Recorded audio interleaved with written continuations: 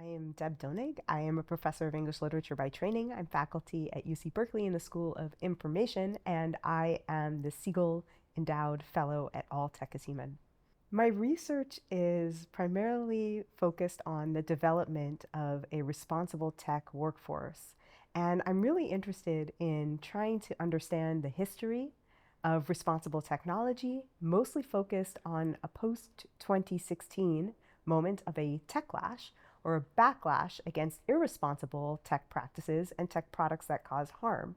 And I trace the evolution of that techlash forward to really understand how we got to our present moment of responsible technology and what jobs are available and for whom. What kind of training do we need for that next generation of the workforce to practice responsible tech? And what does a responsible tech career look like? The real world impact that I want my research to have is to help the next generation of the workforce navigate their understanding of how to get a responsible technology job and to be able to equip that workforce with the skills to not only get those jobs, but succeed in them. I really want to understand what responsible technology practices look like. And so I want to create mechanisms so that we can measure what responsible tech looks like in practice. And I also want to understand how hirers are hiring for those jobs. What are the skills that they're looking for? What backgrounds make for a good responsible tech candidate? And how can somebody applying for those jobs really understand what they're navigating when they navigate that workforce? A job where you are, for example, at Google, working on mitigating the harms of AI or really understanding how AI used by Google may harm a vulnerable population might be a responsible tech job. You might be working a responsible tech job if you're creating a technology to help people who are experiencing homelessness reconnect with their loved ones over social media. You might be working a responsible tech job if you are, for example, working as an engineer to mitigate climate damage. So there's a broad array of jobs that we might consider to be responsible technology. And actually, there's a lot of different terms to describe this category. Some people say responsible technology. Some people say ethical technology. Some people say trust and safety. Some people say public interest technology. One of the things that folks who generally are interested in public interest or responsible tech careers foreground is their wish to use their technological skills in service of the pursuit of human values. And in addition to that, people who are interested in pursuing human values through technological means and technological ends. I come from a background in startups, blended with a background in working in human rights, which was the subject of my dissertation.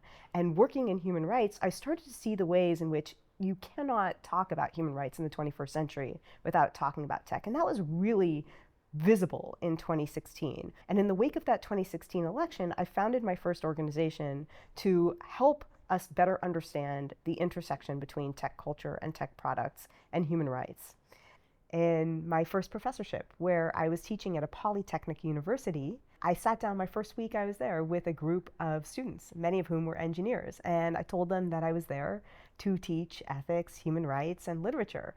And I suggested to them that maybe they might enjoy one of my classes, and they said to me, well, we actually don't need to take a class or any classes on human rights or any classes on ethics. Engineers, we know everything that we need to know about human rights and ethics, and we learned it in high school, and that's all we need to know. And I said to myself, well, there's the problem. In that environment, I saw a kind of assumption that technologies are just tools and they can be used in whatever way somebody who wants to use them will use them. But in fact, we know that our technologies are not just tools. They're designed with specific purposes in mind and with a vision of the good in mind, or at least what these technologies presume our society wants to move toward as the good. And we know that our society is complex, that there's a multiplicity of different values embedded in our society that we want to move toward. And I want a group of people working on these technologies who have an understanding of that complexity and an understanding of that diversity. When I talk about this with students, I talk about the fact that so many of our technologies presume that the better world, the one that we want to build toward, is the more efficient world.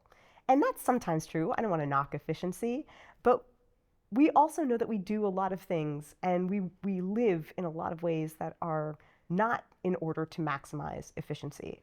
Things like love, we think of as orthogonal or maybe even incompatible with efficiency. And yet, so much of what our technologies maximize is efficiency and productivity. And I want us to be bold in that. I want us to think about how we imagine and what we imagine boldly with the diversity and an understanding of the complexity of human values above and beyond things like efficiency and productivity, so that we can include things like love and care in the world that we want to build toward and hold our technologies accountable for helping us build that world. One burning question I have about the world is, when we look at the world that we have built, the world full of technological wonders that we have, and some of them really are wonders, I want us to ask ourselves, did we imagine well? Did we imagine complexly? Did we imagine a world that is built with the materialization of our human values? Did we think about what our human values are when we built that world? How do we imagine? And what kind of world, if we truly imagine well, would we be building our technologies to accomplish?